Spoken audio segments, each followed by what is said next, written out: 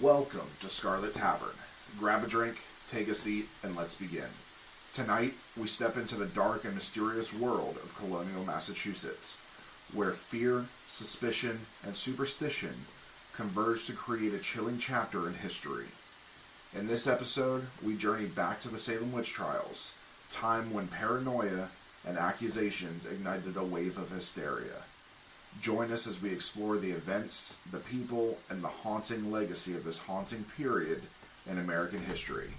This is Scarlet Tavern, Mead, Murder, and More.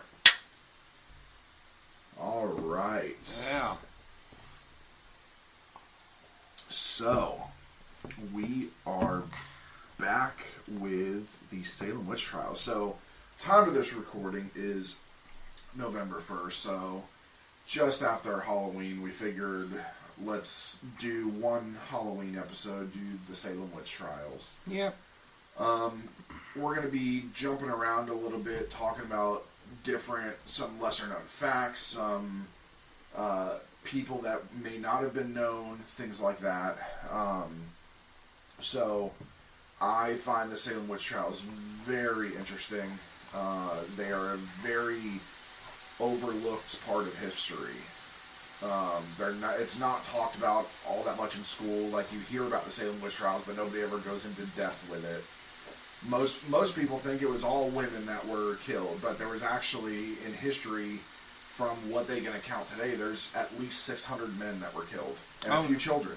Oh yeah, it was a pretty widespread thing. I mean, really, this is when people think of a witch hunt in American, like the American psyche. This is one of the first things they go to. You know, it was pretty. It started off pretty innocuous, of just a small group of small children making pretty outlandish accusations, and it just, like anything else, everybody decided to put their own 2 cents in and their own little personal baggage, and it just expanded. Well, and it was also like, so obviously we're talking about a very long time ago, before there was the medicines that we have now and things like that. So a lot of people were doing herbal remedies to stop sicknesses and things like that. And of course, we're talking about plagues back then. Mm-hmm. And so people are using herbal remedies, and those people were seen as witches and were burned at the stake for it.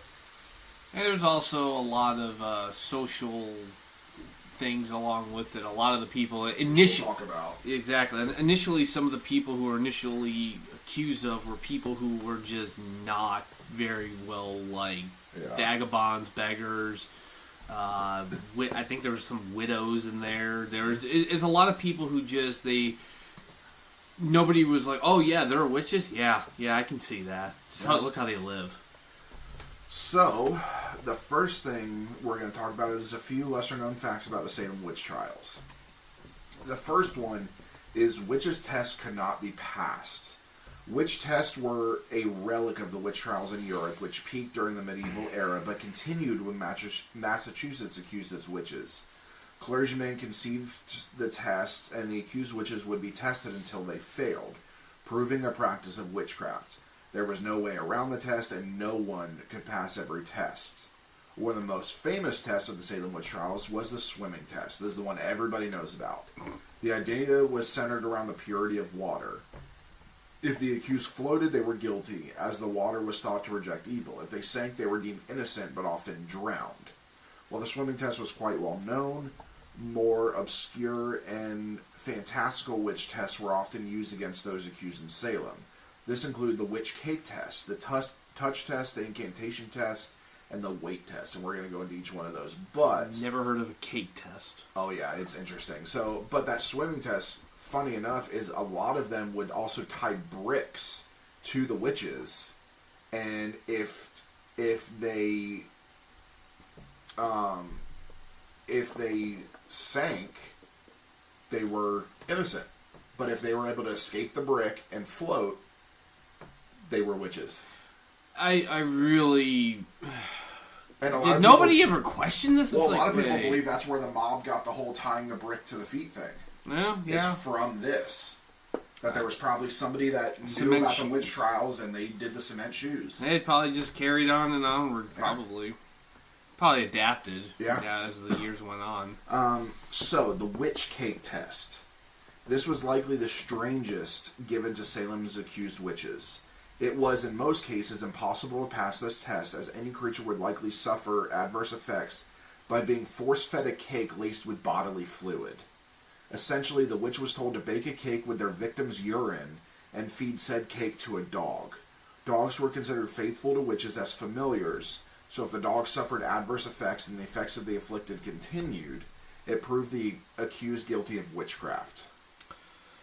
Okay, that makes no sense to me. First of all, I mean, I thought cats were familiars with witches, not dogs. It's both. I mean, it's really any animal. So, a witch, believe it or not, people, this may shock you, but witches still exist to this day. They are not as open because of this. Because it's believed that another Salem will happen. But I think people are speak up a lot better nowadays. And it will, if another Salem Witch Trials happens, it will not end well. For the accusers. But, yeah, any animal can be a familiar. I know plenty of people who have dog familiars. I mean, you can have a bird familiar. Basically anything that you are connected with. It doesn't have to be a cat. Yes, that's what we see in culture and media and stuff like that. The black cat and that actually comes from Samhain, and there's a black cat named Sith, where if you leave milk on your doorstep, it brings good luck on Halloween. So that's where that comes from. So the touch test was simple. The accused witch was ordered to touch their victim, and if the victim felt pain, the accused was considered guilty. Likewise, the incantation test dictated that if an accused witch asked the devil to remove the afflictions of their alleged victims, and the victims were cured, the accused was guilty. It is easy in hindsight to see how the alleged victims used these tests to their advantage. They could lie with abandon, and the witch would still appear guilty. Yeah, this seems very. This is a very. It's one-sided. It is. It's very. I mean, yeah, I'm really shocked nobody spoke out about this. I mean, if somebody had to have been smart to be like, how do you know they're not lying? Well, and people that did were considered witches, so they were Yeah. burned too. Finally, the least foolproof was the weight test. Witches were thought to be impossibly light, and the courts would weigh the accused against the Bible. They were a witch if they were more lightweight than the Bible, which they never were. If they weighed more than the book, which they always did, the court simply moved on to another test, citing the malicious power of the devil for maligning the weight test. Okay. Yeah. Well, I think it was pretty. I can see honestly why a lot of some of these poor people would probably confess to it, because I mean, even going through one test, you can realize it's pretty clear to anybody they want me guilty. Yeah. They're gonna find a way. They're gonna find a way to do it. I mean, boy. So, contrary to popular belief, no one was actually burned at the stake at Salem.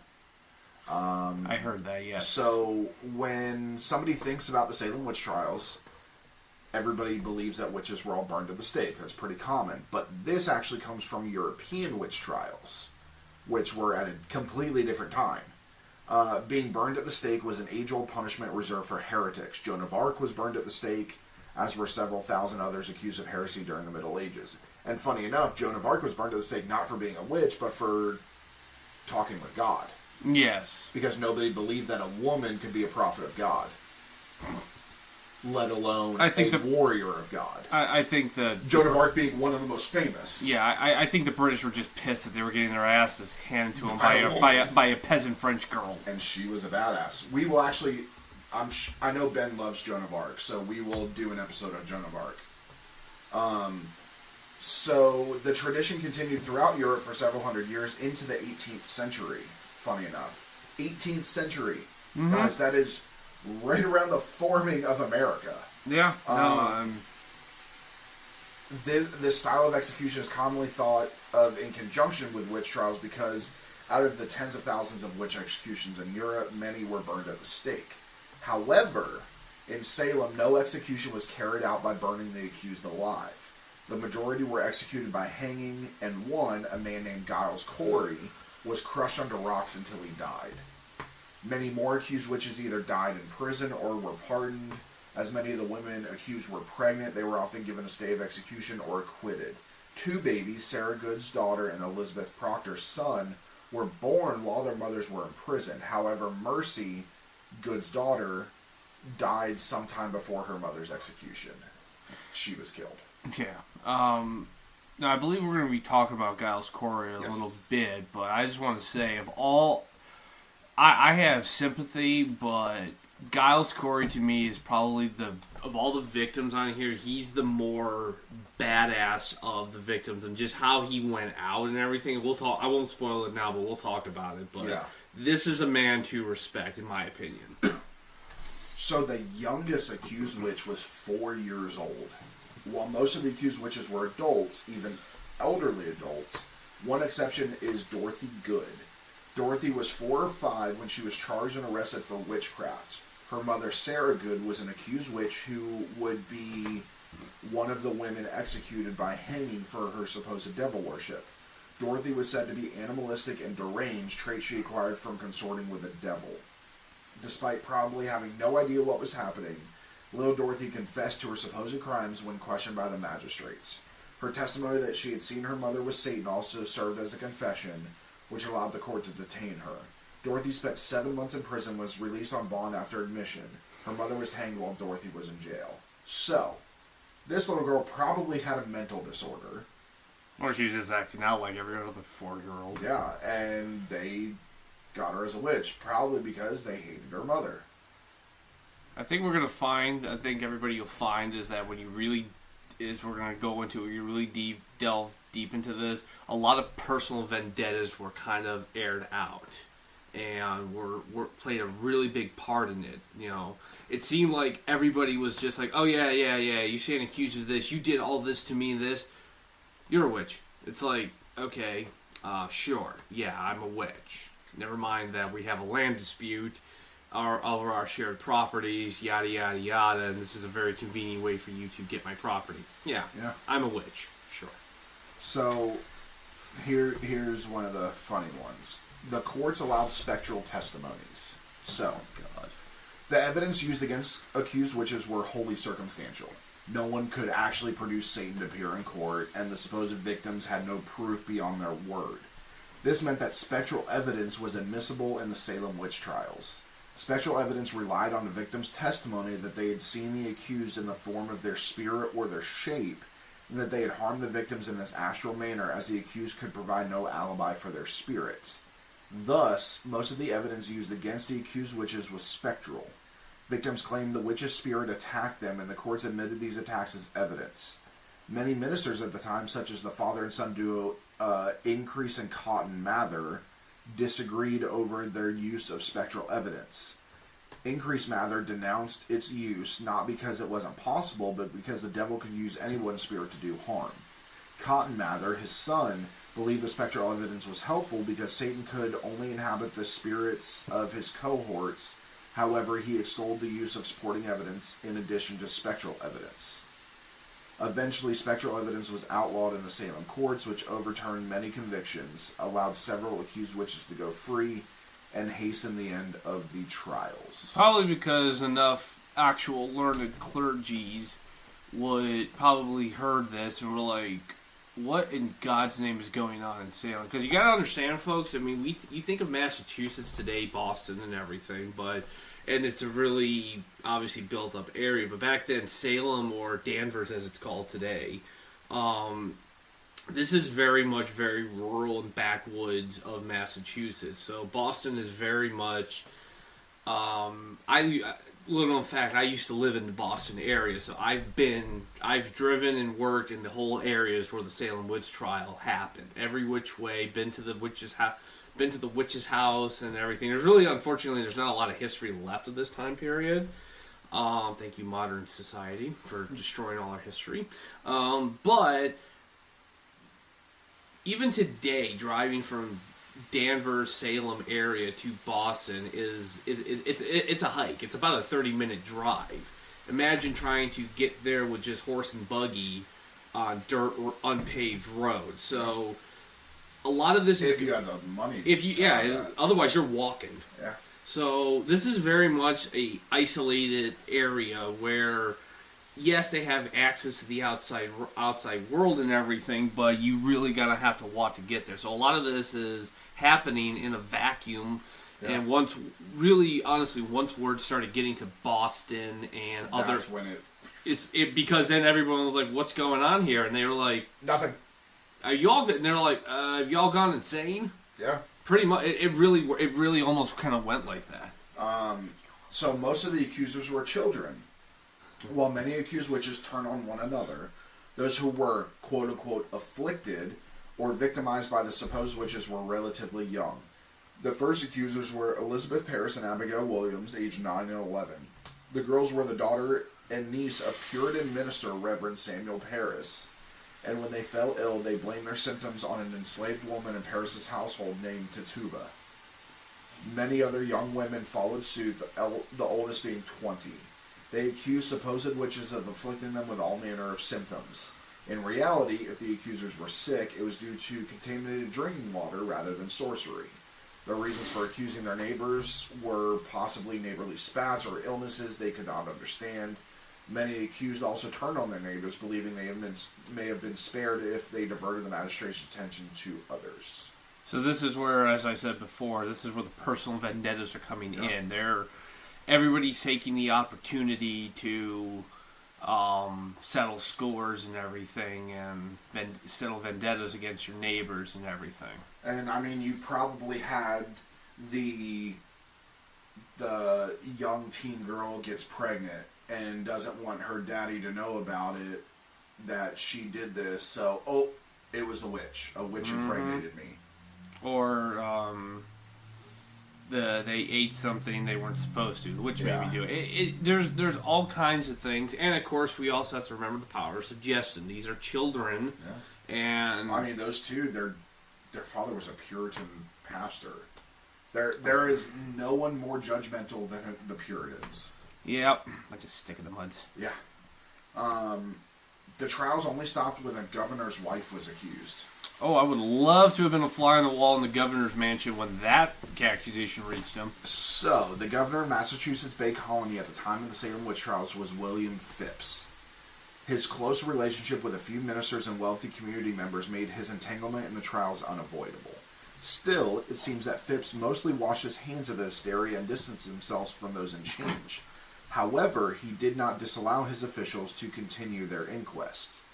One of the officials was Phips' lieutenant governor, William Stoughton, very famous person in the Salem Witch Trials, also named chief justice of the investigation into the Salem's accused witches. Stoughton was known for the speedy trials and quick extensions, bucking the traditions of the time. Stoughton was encouraged by the church to be cautious yet swift in his convictions, which he took to heart. Stoughton was not only bloodthirsty but powerful. He took over most of Phips' executive powers, while the governor assisted in the fortification of Maine and the colony's defense against French and Native American incursion. When Phips returned from Maine, he found his lieutenant governor had made quite a mess of things, executing 20 people and condemning 8 more during the week that Phips returned. Stoughton had ordered the digging of graves for 8 newly accused witches. These accusations increased well beyond 8, and the higher-profile colonists were being accused of witchcraft, including Phips' wife. When Phips learned of the allegations against his wife, he finally decreed that spectral evidence would not be permitted in the Salem Witch Trials. The 8 witches Stoughton had planned to convict were cleared, and the lieutenant governor abandoned his post. Soon after, in February 1693, all accused witches were pardoned and released from prison by May. So, this is also another thing that most people don't seem to realize about this. The witch trials were also very political. Stoughton was a very ambitious politician. The governor was very... I mean, he had a lot of other things on his mind. As we can see, this isn't quite around the time of the French and Indian War, but a lot of the political tensions that England and France are going through are starting to spill over into the colonies. Now, Maine at this point is actually a colony of Massachusetts. It's not its own separate colony, so it was always considered a backwater. So Stoughton, again, he took advantage. He thought this was his chance to usurp use the hysteria of this crisis to propel him. I wouldn't be surprised if he was gonna accuse the governor's wife, or had his allies accuse the governor's wife of this, in order to embarrass him, force his resignation, and hey, guess who gets to be in charge of Massachusetts Bay Colony now? So, fortunately for everybody involved, Fifth probably knew his wife better than anybody and realized it's like, yeah, no, my wife is not a witch, and he dropped the hammer on this and forced it all to end, because I'm sure once he got back from Maine, he realized what a mess Stoughton had made of it. And he really did. 20 people dead in the first week. It's like, whoa, God, they're all going to turn on me now. Yeah. Because honestly, at this point by the end of the Salem Witch Trial, they killed every, quote, I'm using the quotes here, the dregs and degenerates of the Massachusetts Bay Society. Now they're going to more established people. They really are just making this shit up. Yeah. And now the ordinary folks are like, okay, hold on now. We're not witches. So I'm sure the Governor Phipps was like, oh my God, if I don't stop this, I'm going to have a rebellion on my hand. Oh yeah. Freaking American Revolutionary War starts at about 60 years early. Alright, so the next is most of the accused were women, but men were accused and executed too. When the first accusations of witchcraft began in Salem Village, they initially targeted women. Tituba, an enslaved person born to a South American indigenous tribe, became the first person accused of witchcraft in Salem after Betty, the daughter of Salem's minister, Samuel Parris, began acting erratically. In fact, the first people accused of bewitching Betty were all women. Tituba, a baker named Sarah Good, and Sarah Osborne, an older woman who had not attended church for a year. And the first person executed for witchcraft during the trials was also a woman. But men were accused and executed as well. One man, Giles Corey, was killed over 3 days as an increasingly heavier rocks were set atop his body. Now, a little bit about Giles Corey. So he was born in Northampton, England. He was baptized in the Church of the Holy Sepulchre in 1611. He was his birth was recorded in the parish records. Let's see. It's not certain when he arrived in North America, but there's evidence he was living in Salem Town as early as 1640. He originally lived in Salem Town, but later moved to nearby Salem Village, now Danvers, to work as a farmer. So there are quite a few entries in court documents for which he was charged and confessed, mainly petty theft. Charges range from sleeping on watch and once having his weapon stolen from him while doing so, collecting a canoe load of firewood while on watch, and stealing food, tobacco, knives, and several other small items. Despite these charges, he was a prosperous landowning farmer in Salem and married 3 times. He's believed to have married his first wife Margaret in England, who was the eldest of their 4 children, who was the mother of his eldest 4 children. His second wife was Mary Bright. They had a son, and then in 1676 he was brought to trial and charged with murder in Essex County, Massachusetts, for beating to death one of his indentured farm workers, Jacob Goodall, son of Robert and Catherine Goodall and brother to Isaac Goodall. According to witnesses, Corey had severely beaten Goodall with a stick after he was allegedly caught stealing apples from Corey's brother-in-law. Though Corey eventually sent him to receive medical attention 10 days later, Goodall died shortly thereafter. Jesus. Local coroner, as well as numerous witnesses and eyewitnesses, testified against Corey, including neighbor John Proctor, funny enough, who is going to be killed for a witch as well, who testified that he heard Corey admit he had beaten Goodall. Since corporal punishment was permitted against indentured servants, Corey was exempt from charge of murder. Instead, was charged with using unreasonable force, for which he was found guilty and fined. Corey's neighbor John Proctor also accused Corey of arson of his home. Later, one of Proctor's sons confessed. Corey's second wife, Mary Bright, died in 1864. Then he married his third wife.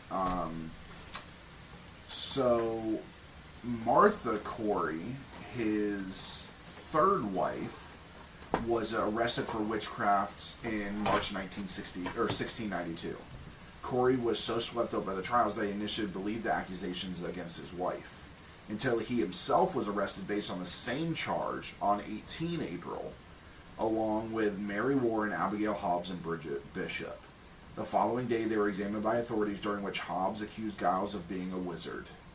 Giles denied the accusations and refused to plead guilty or not guilty, and was sentenced to prison, and subsequently arraigned at the September sitting of the court. And here is the official deposition. I saw the apparition of Giles Corey come and afflict me, urging me to write in his book, and so he continued most dreadfully to hurt me, by times beating me and almost breaking my back, till the day of his examination, being the 19th April 1692. And then also during the time of his examination, he did afflict and torture me most grievously, and also several times since, urging me vehemently to write in his book, and I verily believe in my heart that Giles Corey is a dreadful wizard, for since he had been in prison, he or his appearance has come and most grievously tormented me. Yeah. And then he was killed by pressing. Basically, rocks put on him until he was crushed to death. And I believe one of his last words he actually said to them was just before he died, was one more. Yeah. So, like I said, he was a badass. Yeah, Giles Corey may not have been the most pleasant man to deal with, but, he Keep in mind, he was also 80 years old when he was killed. Yeah. So which, and I think back then, that's old. Yeah. And I think he understood that this was all bullshit, and everybody was just like, oh, well, they finally found a way to come and get me. Yeah.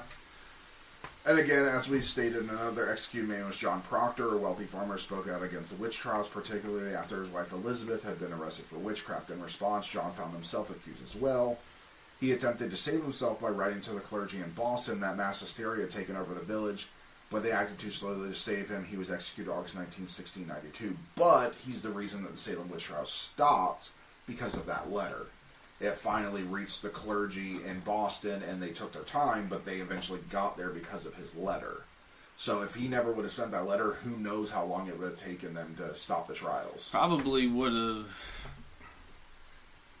Yeah, I mean, well really. into the late 1900s. Because think about it, the governor...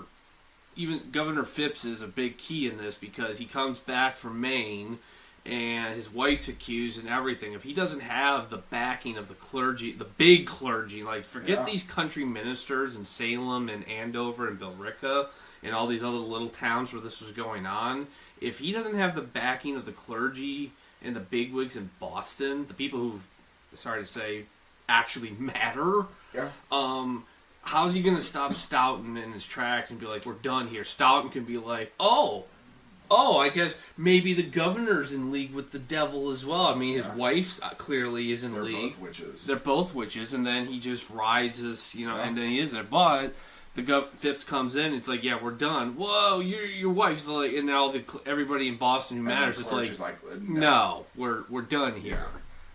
So, speaking of other towns, not everyone in Salem Witch Trials was from Salem Village. No. Now, it was the heart of the witch trials in 1692. The accused were from a couple dozen towns, Andover being one of the big ones. That one actually had a higher number of accused than Salem Village. 42 were accused in Andover versus 26 in Salem Village. Salem was where the more dramatic, more like Correct. the furthest, like the most dramatic and like just the outrageous how far it went was in Salem. And Yeah. everybody in the area, like you've got Woburn, Manchester, Lynn, Malden, Reading, Beverly, That's Gloucester. Gloucester. I'm telling you, that's how it's pronounced. Skipped it. That Ipswich, Raleigh, Amesbury, Marblehead, Chelmsford, Billerica, Haverhill. Which these are all actually... These are real places. These are towns. They're nice-sized towns. Most of them are in England as well, which is Oh. why this is also called New England. Yeah. But so this is in the whole area, and like you said, today anybody of our listeners who's in the Boston area knows that these, you can drive. I could drive within 3 hours and hit every one of these spots. But back then, you had to travel most of a day to get between any of these places. So yeah, this is a time when this was all really isolated areas. So, but yeah, I believe also Andover was also where. Also, some of the tipping point where people started like, okay, what's going on here? This isn't making any sense anymore. Yeah, it's one of the biggest cities. Yeah, in this area, yeah. Besides Boston, obviously. Mm-hmm. So initially the accused were social outcasts, but eventually no one was above suspicion. First accusations during the Salem Witch Trials were against people who were for various reasons marginalized by society. But the accusations didn't stop there. They soon spread to individuals regardless of their gender, class, or power in the community. Not even ministers could escape. George Burroughs had been named the village minister in 1680, but many disapproved of his religious views, and he often wasn't paid his salary. When he stopped being paid altogether, he left Salem. The Putnams, a prominent family he borrowed money from, sued Burroughs for unpaid debts and later accused him of witchcraft. Burroughs was brought back to Salem, tried, and executed. Eventually, the accusations ensnared even the most powerful people in Massachusetts. Like we said, the governor's wife. I really wonder. I wonder whose idea it was to do that. It had to have been Stoughton. Yeah. So, the chief judge of Salem Witch Trials did not have a legal background. William Slaughton, who presided over the Salem Witch Trials, like we said, studied theology at Harvard College and Oxford, but never became a minister and chose to enter politics instead. From 1671 to 1687, he served on the Council of Assistants, a judicial and rule-making body for the colony.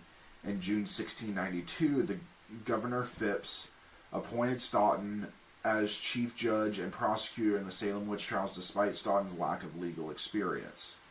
Perhaps some training in law would have constrained Stoughton's more extreme actions. Most importantly, Stoughton allowed spectral evidence during the trials so that an accuser could claim that an accused witch had appeared to them in a vision or hurt them within a dream. I sincerely doubt it would have done anything. This is a man who really strikes me as very politically savvy and ambitious, so give him a law degree, you probably just add more legitimacy to him. Probably make him even harder to stop. Now, the madness of the trials impacted babies and dogs, too. The madness of the witch trials eventually resulted in 200 people being accused of witchcraft, 140 to 150 arrests for witchcraft, and the hangings of 13 women and 6 men. But not just adult women and men were impacted by the trials. John Proctor's son was born in prison while his wife was in prison on witchcraft charges. Sarah Good also gave birth to her daughter Mercy while in custody. Witchcraft trials even targeted animals. In 1692, in October, a girl in Andover accused a neighbor's dog of trying to bewitch her. Villagers shot the dog immediately. Stupid little girl. Around the same time in Salem Village, village girls accused a man of tormenting a different dog with his evil spirit. Villagers killed that second dog and sent the man fleeing for his life. These little shits. Yeah. These kids suck. Some of the accused were pardoned after pleading guilty or being convicted. The collective delusion of witchcraft took more than a year to loosen its grip on Salem and its surrounding towns. After Governor Phipps' wife faced accusations of witchcraft, he outlawed spectral evidence in October 1692. Give me 1 second.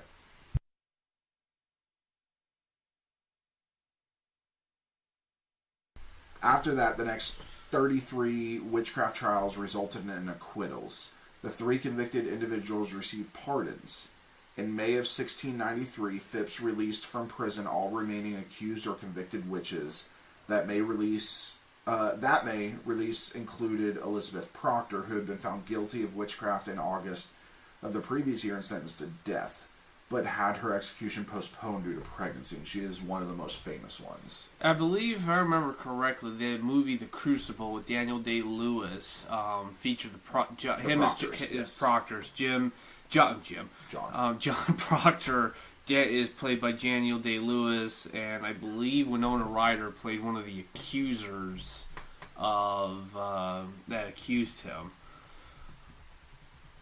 And now the movie differs something from reality. Obviously, in this one, Elizabeth wasn't hanged. She was found guilty, but she didn't hang. I want to say in the movie they hanged her. No, they didn't hang her. They hanged John. Yeah, Winona Ryder was Abigail Williams. Yes. And Joan Allen was Elizabeth Proctor. You forget how many big people were in this movie. It's a great movie, and yet it didn't actually get as much, it's one of those movies that everyone forgets they made, because they always remember all the other bigger movies. Yeah, it is one of the best witch movies to watch. So, let's see. Some of the alleged witches escaped. Not all of the accused witches who escaped hanging did so through the mercy of the governor.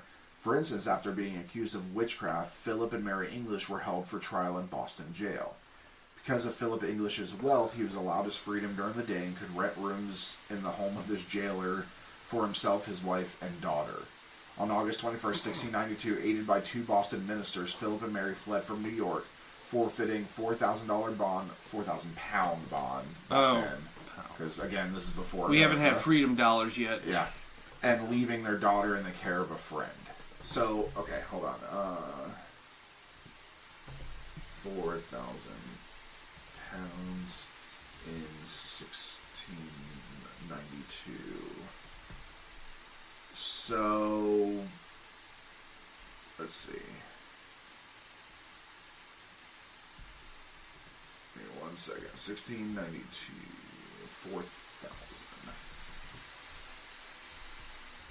It would be the equivalent of $1.1 million today.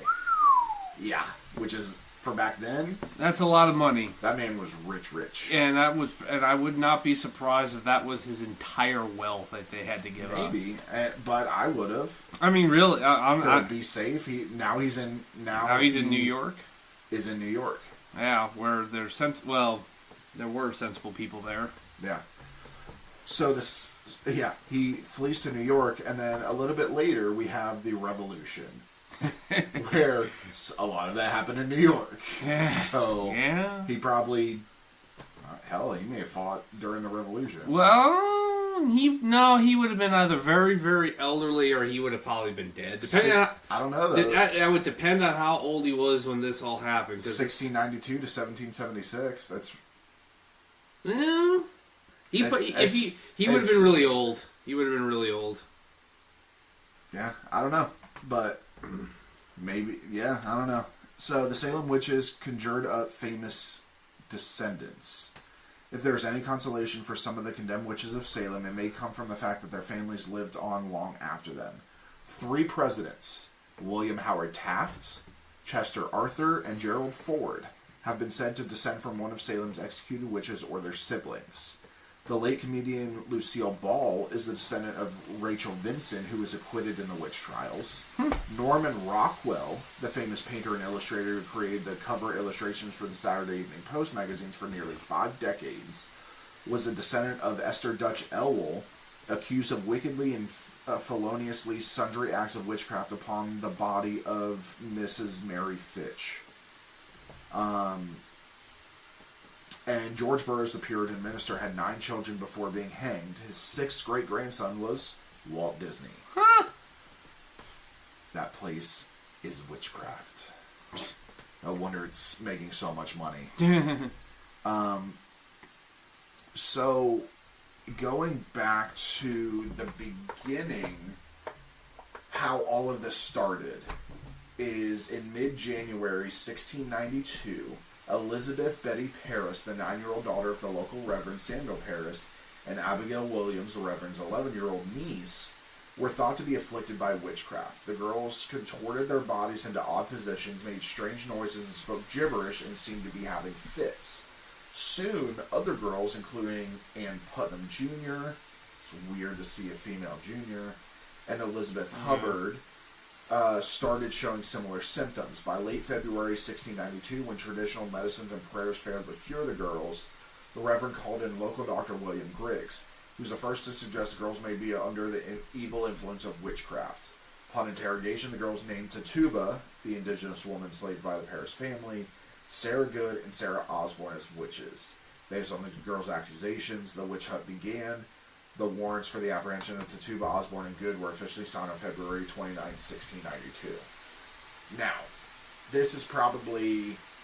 Tituba was black, or Native American. I thought she was... She was a part of an indigenous tribe. Okay. But I always thought... For some reason, I always thought she was Caribbean, or at least that's what I remember from the movie. She's an indigenous woman. Okay, so she's Native American. Yeah. So, she's not going to be liked anyways. So, they're going to do this just because. The other two probably told off the girls in the village one time, and they got mad at that, and they wanted them dead. So, little is known about Tituba besides her role in the witch trials.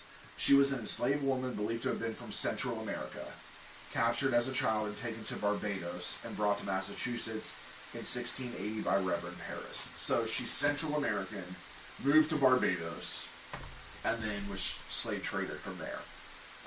Tituba eventually confessed to using witchcraft. She crafted a tale detailing how the devil had come to her and asked her to do his bidding. According to her testimony, she had seen 4 women and a man, including Sarah Osborne and Sarah Good, asking her to hurt the children. She added a hog, a great black dog, a red rat, a black rat, a yellow bird, among other animals to her story. Testimony added fuel to the fire and the witch hunt spiraled out of control. Now that Tituba had confirmed that satanic work was afoot and that there were other witches around, there was no stopping until they were all found. She is basically, I'm going to die anyway, so I'm going to spin a fucking tale. Maybe somebody will remember me. And assuming this is, they're not torturing her, she's just not blurting out the first thing that she's saying in order to just tell them what they want in order to, stop. Because, do we really honestly think that these people were using good Christian restraint on a slave? Well, and that's the thing is this. So we talk about Christianity and how Christianity is supposed to have a loving nature and this and that, but just like anything else, it's twisted to benefit the people using it, just like Islam was twisted for Al Qaeda and ISIS and all of that. So they did the same thing here. So there was a special court established just for the Salem Witch Trials. The Court of Oyer and Terminer was established in June 1692 because the witch trials were overwhelming the local jails and courts. Its name comes from the Anglo-French phrase "Oyer et terminer," which literally translates to "hear and determine." Upon Governor William Phipps's return from England, he realized the need for a new court for the witch trials. Lieutenant Governor William Stoughton served as its chief magistrate, and Thomas Newton as the Crown's prosecuting attorney. The court first convened on June 2nd, 1692, with Bridget Bishop's case being the first to be adjudicated.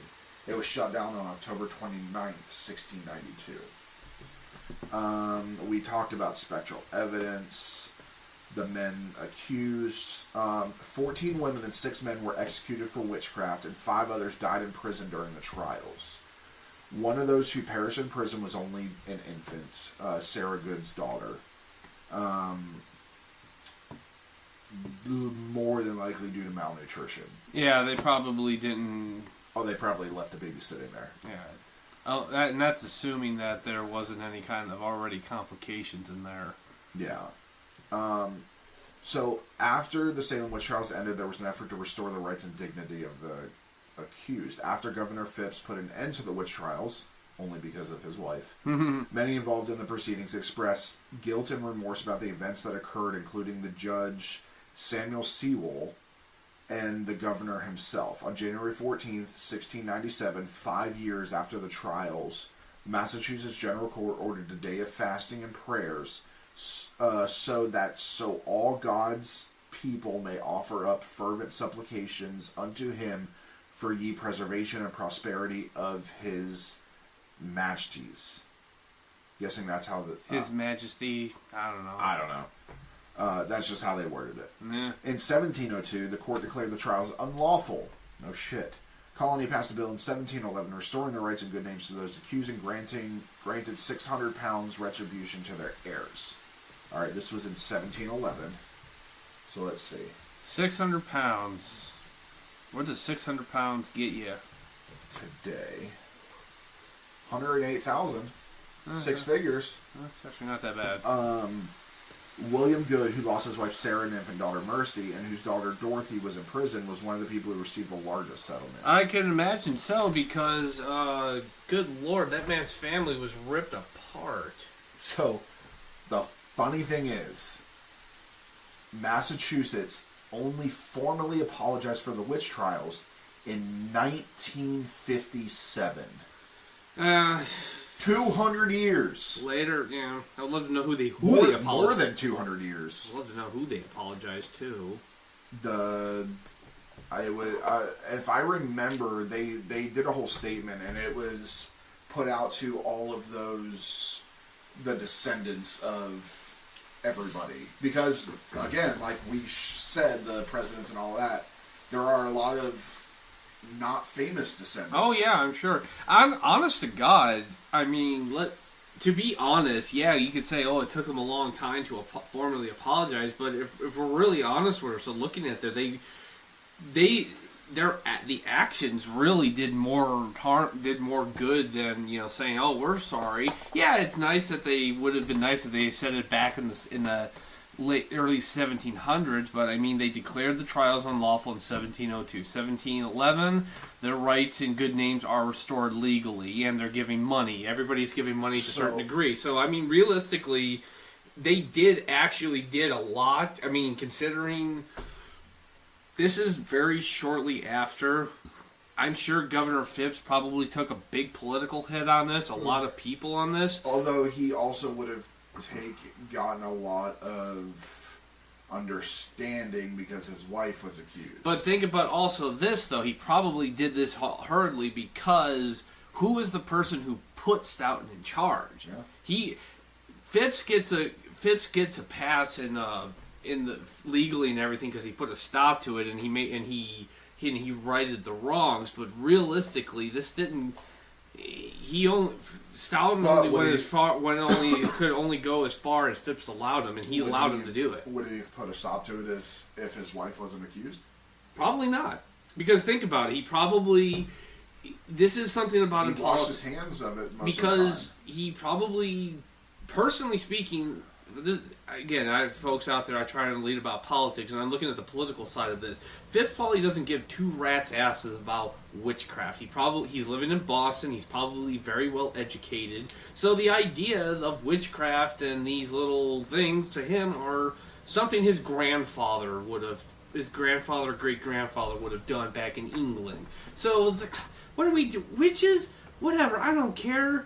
I don't care what a bunch of these hillbillies or these backwoods country folk are doing. He's placating them because he needs their vote. He needs their support for his governorship and everything, so that they actually pay their taxes and obey the laws and everything like that. So he does just enough to placate them, but he's not hands-on. He's not a big believer.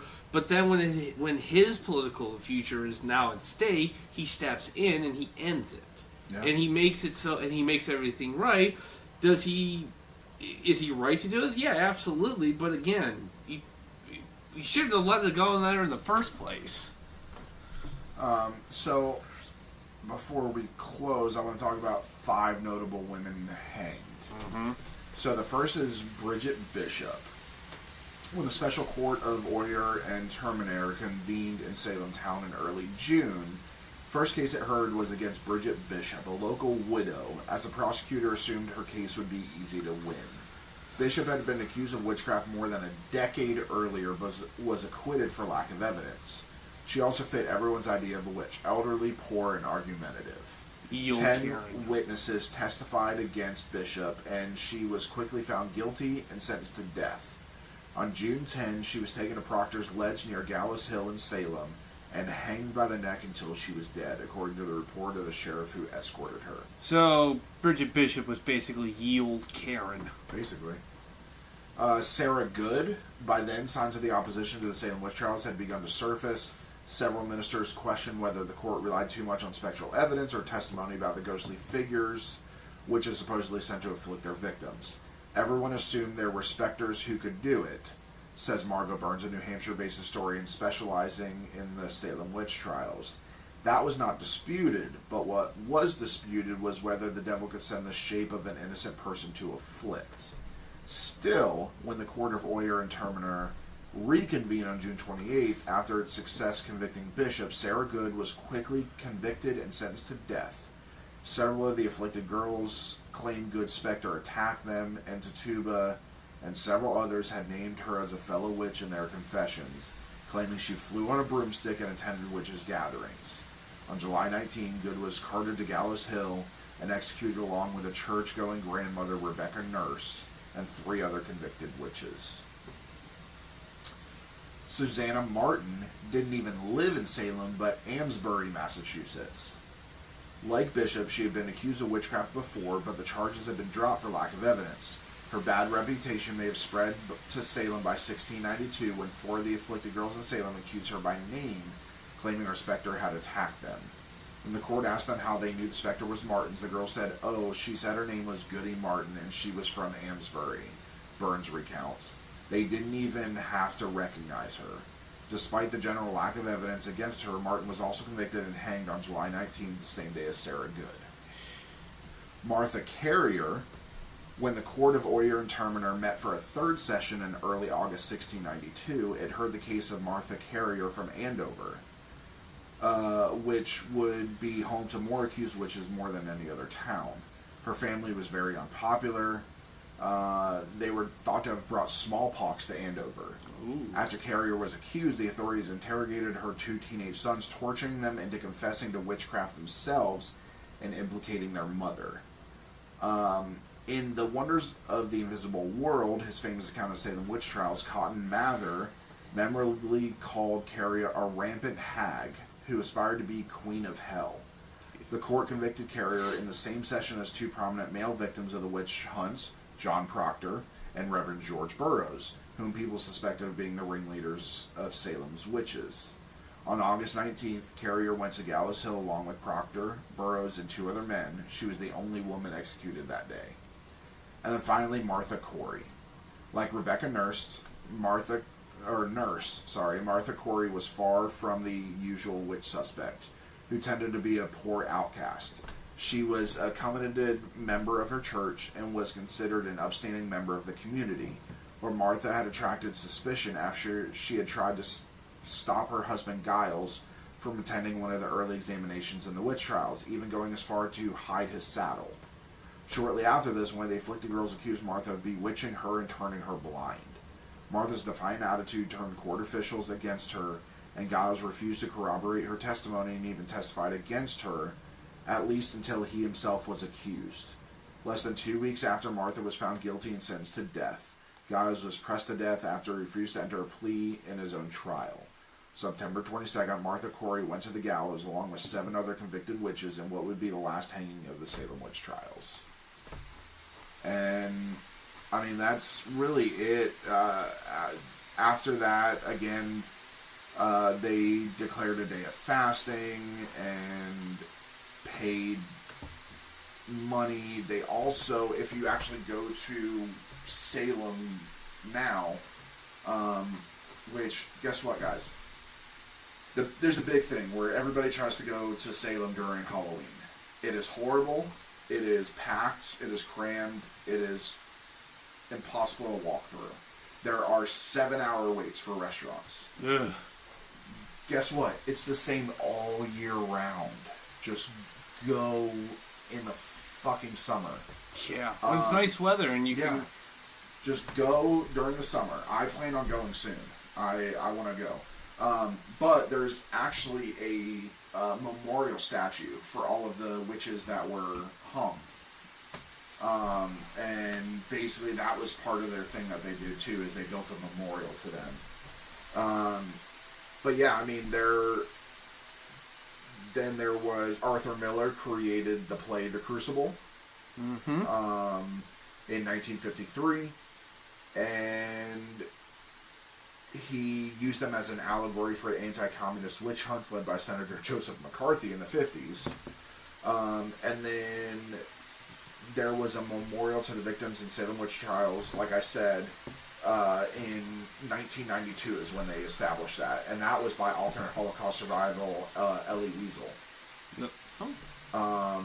And then, of course, The Crucible becomes a movie. But, yeah, I mean, that's basically it for the Salem Witch Trials. I mean, there's a lot to unpack and there's not at the same time. Yeah, I mean, realistically, they kind of... They ended almost really as soon as they began.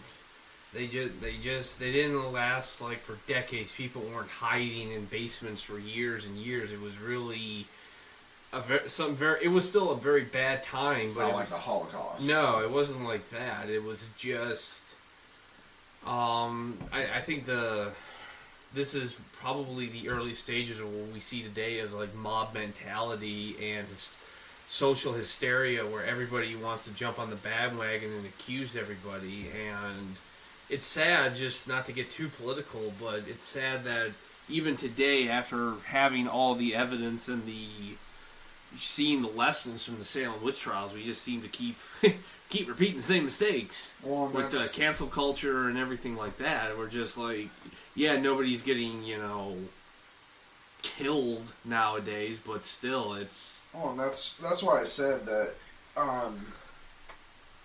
there are a ton of witches that still exist to this day.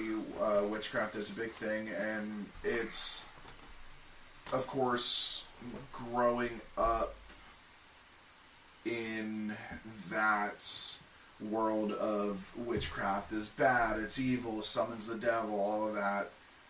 If you look into it more, there are parts to it that are like that, then there's other parts that are not like that.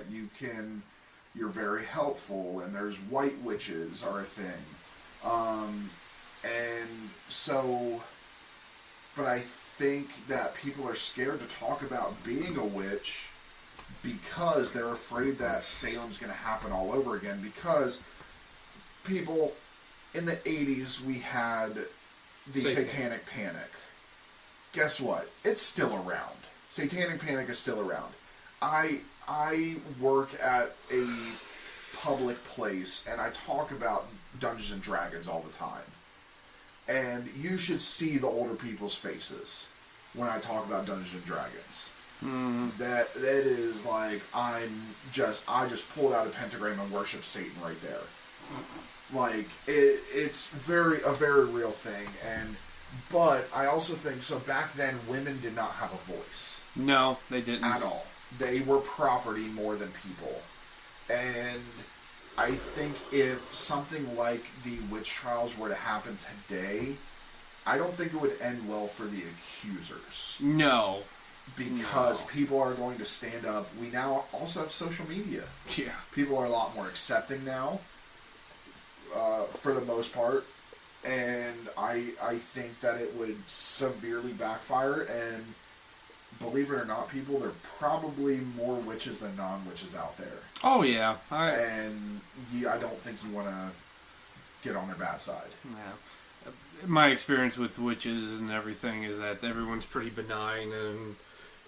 Some of the most welcoming people. Yeah, and this is coming from a Christian, and this is a sad part of I don't even want to associate this with Christianity, because Christianity really is kind of takes a back seat to this, because everything if you read the transcripts and you read everything always reads as personal.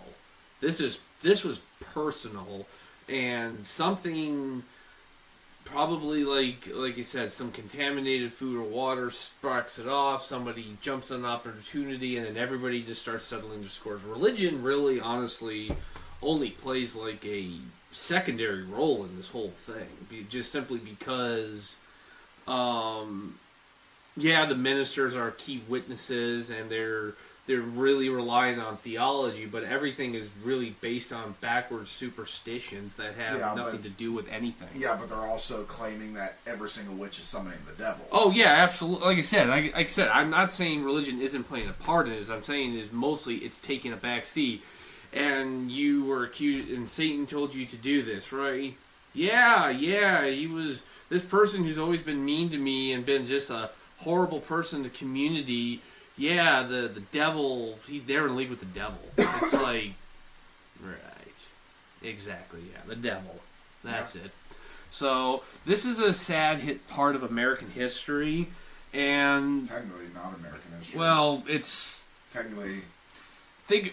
America before America. Yeah, but I mean, a lot of these people have been born in this time frame. Massachusetts Bay Colony's been more or less established for some time now, so these people may not be Americans in the sense of citizens of a United States government, but these people are born here, so they're more or less proto-Americans. So, I mean, this is, like I said, and this is always taken in the concept of American history, not British history. But yeah, so that is the Salem Witch Trials. We want to thank our new show writer. We now have a show writer. Ben's wife, Pam, has agreed to go ahead and write all of this stuff for us.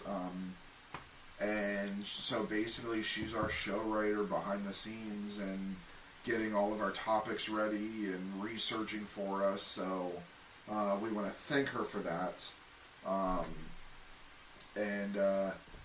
So I want to thank you all for visiting the Scarlet Tavern.